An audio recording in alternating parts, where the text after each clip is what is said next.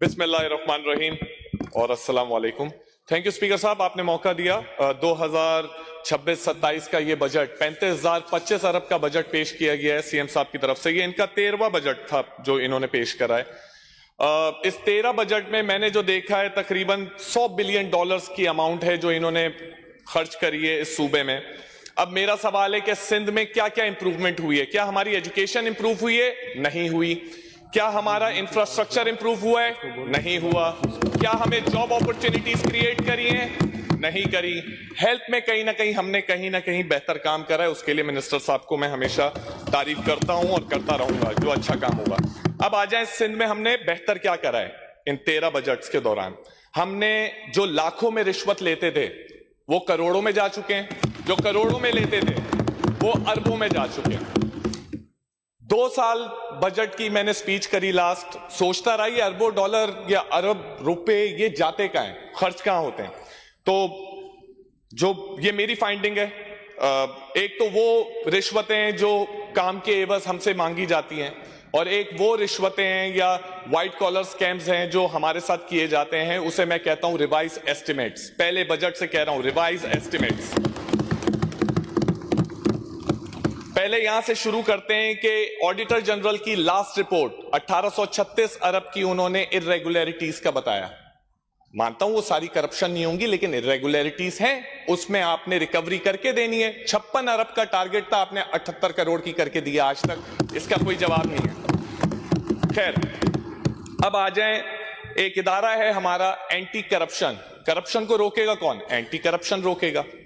2022 में आपने anti corruption के कॉम्प्लेक्स बनाने के लिए टेंडर करा, उसकी अप्रूवल दी 7 अगस्त को 2022 में। 15 मंथ्स का आपने टाइम दिया उस कॉन्ट्रैक्टर को कि कंप्लीट करो ये प्रोजेक्ट। कॉन्ट्रैक्ट था 42 करोड़ रुपए का। आज हम 2026 में बैठे हुए हैं और उसका सिर्फ 2 फ्लोर डले। वो 8 मंजिला इमारत बननी थी, 2 फ्लोर डले। लेकिन मजे की बात यहां नहीं है, रिवाइज एस्टिमेट्स में PC1 पड़ी हुई है 2.5 अरब रुपए की। 2.5 अरब रुपए की अब वो बिल्डिंग बनेगी। अब ये तमाचा है, सिस्टम पे तमाचा है, ये हम सब पे तमाचा है। क्या है कि एंटी करप्शन, जिसको करप्शन रोकने के लिए बनाया गया है, वो उसकी बिल्डिंग भी करप्शन के बगैर नहीं बन पा रही। उसमें और बताता हूं आपको, नॉर्मली ग्रे स्ट्रक्चर बनता है, बहुत अच्छा बनता है, जो मैंने बिल्डर से मालूम करा 2000 पर स्क्वायर फुट। ये 10,000 पर स्क्वायर फुट बन रहा है। ऐसा लग रहा है बुर्ज खलीफा बन रहा है हमारा सिंध में ये। खैर, इसके डॉक्यूमेंट जिसको भी चाहिए हो मुझसे ले जाए। फिर आप आ जाएं, इसी तरीके के जो स्कैम्स हैं, कुछ 2 बिल्डिंग्स का और नाम आपको बताता हूं। डिप्टी सेक्रेटरी फ्लैट्स बन रहे हैं बात आइलैंड GOR1। फिर आप जौहर वाले ले लें, deputy secretary flats GR2। CM secretariat जो सीएम साहब का है, उसमें भी सेम हरबा अपनाया गया है। यही रिवाइज एस्टिमेट्स अपनाए गए। इस कॉन्ट्रैक्टर्स को हम क्यों नवाज रहे हैं? कौन है ये कॉन्ट्रैक्टर्स? इनके पास कहां से इतना पैसा देने का हमें शौक आ गया है? खैर, अब जो MSC है, मॉनिटरिंग एंड इवैल्यूएशन डिपार्टमेंट है PND का, इसकी जॉब है कि हर प्रोजेक्ट को बताया जाए कि वो सेटिस्फैक्ट्री है या अनसेटिस्फैक्ट्री है। अगर उस डिपार्टमेंट की यही जॉब है और वो सैलरीज ले रहे हैं, तो फिर मेरा सवाल है कि ये रिवाइज एस्टिमेट्स को कैसे अप्रूव कर रहे हैं? ये चारों प्रोजेक्ट का जो कंसल्टेंट है, मैं उसका नाम नहीं लूंगा, उसकी फैमिली होगी, लेकिन एक ही बंदा है। अगर सीएम साहब कहेंगे उसका भी मैं नाम दे दूंगा। ये जो 4 प्रोजेक्ट के मैंने रिवाइज एस्टिमेट्स बताएं, तो इसी में कोई 15-20 अरब तो यही हमने हाथ आगे पीछे कर लिए। मजे की बात, ये 5 किलोमीटर की रेडियस की बात कर रहा हूं इस ऐवान की, जो ऐवान सुप्रीम कहलाया जाता है। ये करप्शन तो यहां हो रही है। पूरी सिंध की निकालने जाएंगे तो कितनी है उसका हमें नहीं पता। अब आ जाए रेड लाइन BRT, फिर हमारी ये येलो BRT बन रही है। मेरे ख्याल से कोई 15-20 प्रेस कॉन्फ्रेंसेस तो मैंने देख लिए हैं उस पे। इंफ्रास्ट्रक्चर बेहतर हो रहा है, ट्रांसपोर्ट ऐसा हो जाएगा, हम हवाई जहाज में उड़ेंगे। माजरत के साथ 8.5 अरब तो एक प्रोजेक्ट डायरेक्टर खा गया। 8 अरब 50 करोड़ सिर्फ एक प्रोजेक्ट डायरेक्टर। तो मैं सोचता हूं कि और कितनी बड़ी बड़ी मछलियां होंगी जो अरबों में खेल रहे हैं। हम यहां पे लाखों नहीं कमा पा रहे हलाल तरीके से, ये अरबों में खेल रहे हैं। खैर, करप्शन की दास्तान हो गई। अब आ जाते हैं एजुकेशन पे। सर, 620 अरब का पेश किया गया है इस साल का, जिसमें से तकरीबन 96% एक्सपेंडिचर है, सैलरीज में जाएंगी और सारे वो एक्सपेंडिचर हैं। इसमें से सिर्फ 26 अरब रुपए आपने रखे फॉर इंप्रूवमेंट एंड डेवलपमेंट। अब ये इंप्रूवमेंट और डेवलपमेंट क्या है? इस 26 अरब में मेरे ख्याल से कोई 100 बच्चे भी एक्स्ट्रा हम नहीं पढ़ा पाएंगे। जिस तरीके का हमारा निजाम है उस निजाम में तो हम नहीं पढ़ा पाएंगे। एजुकेशन मिनिस्टर साहब से मुझे बहुत उम्मीदें थी 2 साल, लेकिन माजरत चाहता हूं कि लास्ट अभी कुछ महीने पहले मैंने इनकी एक बात सुनी कि हमें एआई से बचना है, बड़ा खतरनाक है। माजरत के साथ मुझे जहालत से बचना है। इस सूबे में जहालत खत्म कर दो, तालीम दे दो, मुझे एआई से नहीं बचना। ये एआई तो वो बेहतरीन चीज है, ये अगर 26 अरब आपने रखे हैं, इसमें से 1 अरब भी अगर आपने टेक्नोलॉजी पे लगा दिया तो गरीब और अमीर बच्चे की तालीम का डिफरेंस आपने पूरा कर दिया। उसको मोबाइल पे टेक्नोलॉजी पे तालीम आ जाएगी और वो पढ़ेगा। आपको ये स्कूल के इंफ्रास्ट्रक्चर्स की फिर जरूरत नहीं है, बिल्डिंग्स की जरूरत नहीं है। आप करें तो इसके लिए सिर्फ स्मार्ट ब्रेन और नियत चाहिए और कुछ भी नहीं चाहिए, लेकिन माजरत के साथ वो अभी तक नहीं हो पाए। अब हम इस चीजों से डर क्यों रहे हैं? देखें, पिंक स्कूटी दे रहे हैं, अच्छी बात है, वो आप लोग के इनिशिएटिव्स हैं, अच्छे हैं बुरे हैं, वो एक अलग टॉपिक है। तालीम से ये सूबा बदलेगा, ये पाकिस्तान बदलेगा। आप एक पढ़े लिखे सिंध से डर रहे हैं, क्योंकि पढ़ा लिखा सिंध तो ये सिस्टम बर्दाश्त नहीं करेगा। पढ़ा लिखा सिंध कभी भी ये सिस्टम बर्दाश्त नहीं करेगा। तो खुदारा अगर आपने इस सूबे को बनाना है, डेवलप करना है, मुश्किलात को हल करना है, तो तालीम ही देनी है। तालीम के बगैर कुछ भी नहीं कर सकते। अब आ जाएं आप, एक बहुत माजरत के साथ, क्योंकि बहुत बड़ी हस्ती का नाम जुड़ा है इस जिसका मैं नाम लेने वाला हूं। कोई नेगेटिव नहीं है, कोई सियासी पॉइंट स्कोरिंग नहीं है।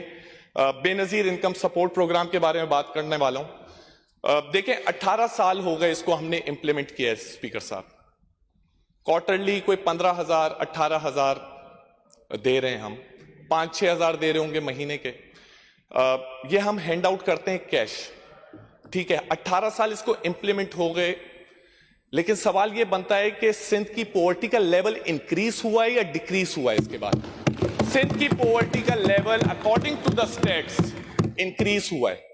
तो कहीं ना कहीं हम गलती कर रहे हैं इस मॉडल में, कहीं ना कहीं हमें बात करनी चाहिए। मैं नहीं कह रहा इसी प्रोग्राम को आप बेनजीर एजुकेशन सपोर्ट प्रोग्राम कर दें, तालीम का कर दें। जो कश्मीर में बहन है, लाड़काना की बहन है, उसको इतना पढ़ा दें कि आपकी पिंक स्कूटी की जरूरत ही नहीं है, वो आपकी तरह अच्छी गाड़ियां खरीद लेंगी तालीम के बाद, आपके साथ बैठ जाएंगी। इसमें करने में क्या तकलीफ हो रही है?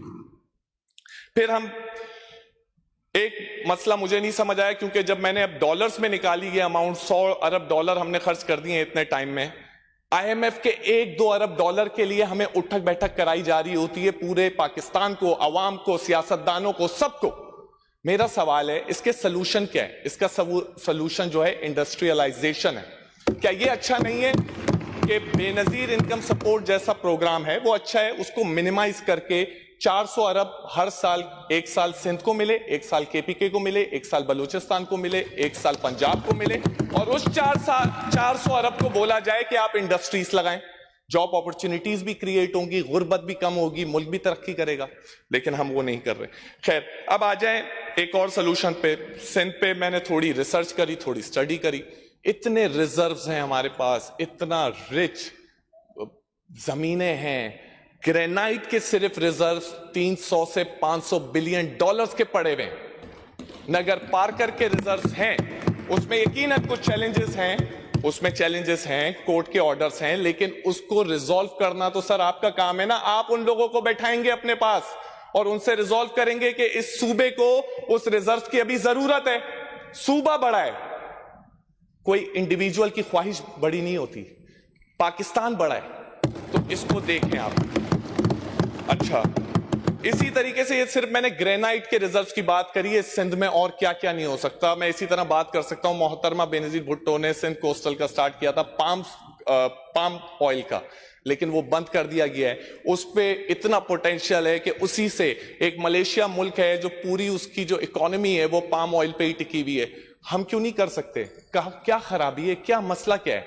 ये माइनिंग हम सिर्फ इसलिए नहीं कर रहे क्योंकि हमें इलीगल की आदत पड़ गई है, उसका पैसा लग गया। अगर लीगल हो जाएगी तो वो इंडिविजुअल्स को नहीं मिलेगा, वो इस सूबे को मिलेगा। वाइंड अप कर लें बासित साहब।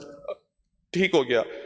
स्पीकर साहब, लास्ट बात करूंगा। थोड़ा आज मैं डर भी रहा था स्पीच करते हुए, पहली दफा है जो मुझे थोड़ी घबराहट हुई। लास्ट स्पीच में लास्ट ईयर की मैंने मांगा था आप लोगों से पानी अपनी कॉन्स्टिट्यूएंसी के लिए, लेकिन माजरत के साथ आपने शराब खाना दे दिया।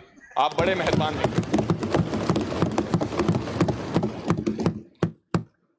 स्टैंडिंग कमेटी के मिनट्स पड़े हुए, ऑर्डर पड़ा हुआ है कि शो कॉज नोटिस हुए हैं, ये लाइसेंस इनएक्टिव है।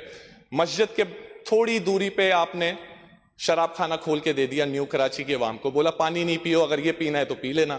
तो मतलब मेरे को नहीं समझ आया। मुझे उस अवाम को जवाब देना है। मैं आपसे रिक्वेस्ट करता हूं स्पीकर साहब कि प्लीज प्लीज इस मसले को हल कराएं, ये शराब खाने को फौरन बंद कराया जाए। ये एक बहुत सेंसिटिव इशू है और वहां के लोग बहुत गुस्सा हैं और मुझसे गुस्सा भी हैं कि मैं भी इस ऐवान में आता हूं और आपसे भी गुस्सा है। तो इसको दूरी को खत्म करें, आप उस शराब खाने को बंद करें। वो गलत जगह बना हुआ है, रूल्स को ब्रेक कर रहा है। तो बस यहां छोड़ूंगा। बाकी आखिर में सर एक छोटी सी बात करूंगा कि लास्ट ईयर भी रिक्वेस्ट करी थी, इस साल फिर रिक्वेस्ट करता हूं। सारे मिनिस्टर नहीं बोल सकते तो कम से कम कुछ बोल दिएगा कि इस दफा करप्शन नहीं होने देंगे अपने डिपार्टमेंट पे, ये हल्फ ले लिएगा।